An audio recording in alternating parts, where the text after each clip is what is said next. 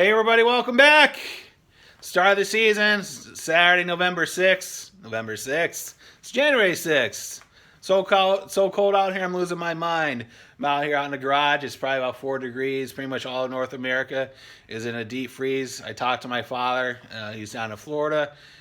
He went down there for the winter, and it was actually 34 degrees down in Florida on Friday. He said it's actually so cold out there, iguanas and geckos and whatever are actually falling out of the trees because it's so cold out there. They're in a hypothermic shock.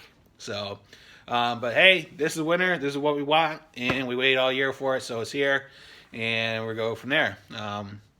So up in the Northeast, we just had the blizzard of the century, whatever you want to call it, and we probably ended up with about 10 or 12 inches out here on top of everything else that we already had. So I've been able to do a little bit of riding out in the fields in my backyard. But last weekend, took the Switchback Adventure out for its first ride. Did about 70 miles, no issues. It ran great. Went out with my buddy Mike. We had a great time. So tomorrow we may be going for a ride with the family, taking my wife and daughter out, and we'll have to take the Fusion. So I took the Fusion out and make sure that there was no issues with it.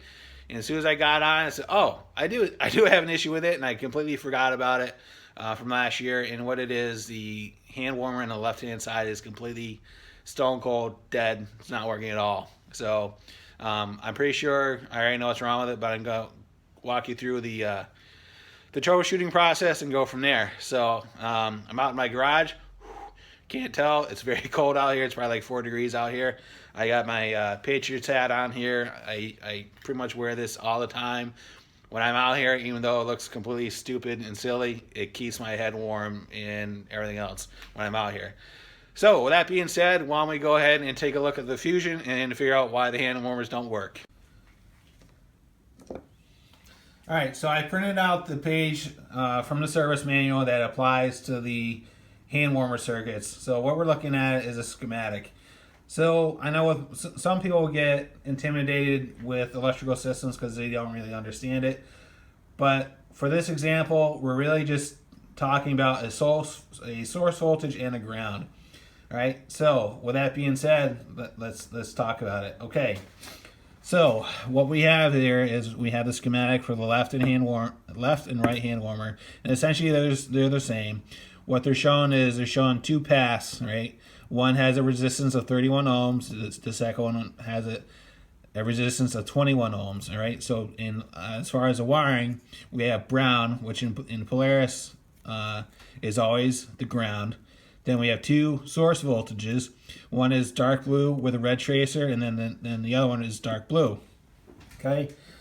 So with the hand warmers, the way that these things work is when there's an applied voltage on the wire, what will happen is the voltage goes through, and there's a certain amount of resistance on the circuit, right? And what will happen is because there's a resistance on it, the wire will start getting warm and eventually hot. It's the same premise as if you take a wire and you apply too much voltage to it that it can carry, and it goes to a dead short or a dead ground or anything like that. What will happen is the wire heats up, it'll start to smoke, and then it'll actually catch on fire. This is actually the same premise, but it's under a controlled set of circumstances. All we're doing is we're applying a source voltage with a resistance, and when there's resistance in the wire, it begins to heat up and generate heat. Okay, so looking down at the schematic, dark blue with a red tracer and dark blue. So what will happen is, on the hand warmers, there's three settings. There's low, medium, and high. So what will happen is we'll just say on low it's 8 volts. It'll apply voltage, and basically it will start to heat up. On 10 volts, it's still on this single wire.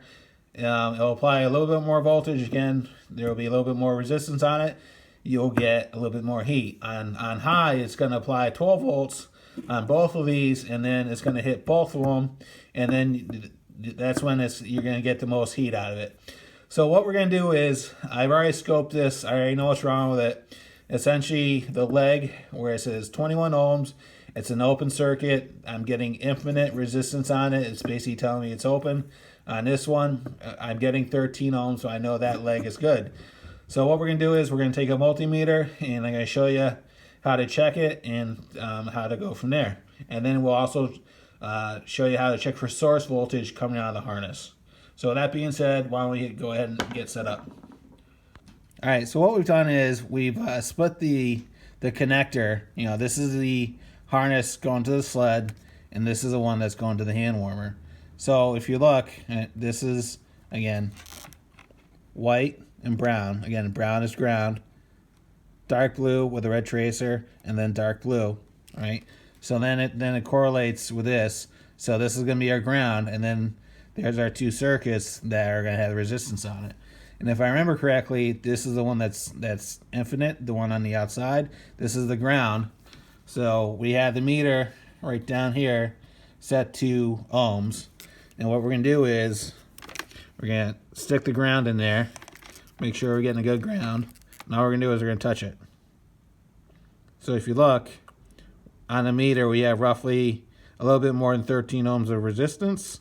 So then if we go over to the other one, nothing. It's completely open, showing infinite resistance, all right? So basically when you see that, it's open. So again,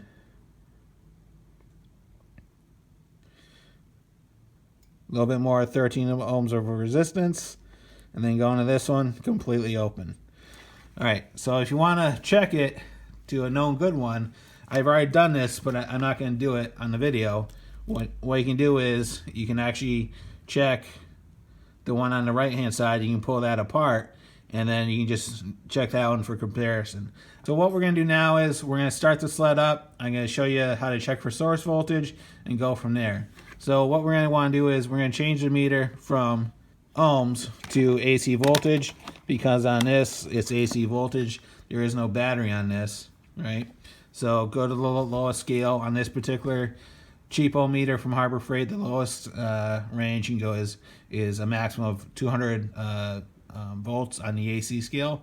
So what we're going to do is we're going to, once it's running, we're going to take the meter again. Again, this is ground, and this is one leg, that's the other leg, and then, you know, the hand warmers are going to be on high, and we're going to check for a source voltage of 12 volts. So why don't we go ahead and do that now? So it's got to be running to do this, obviously.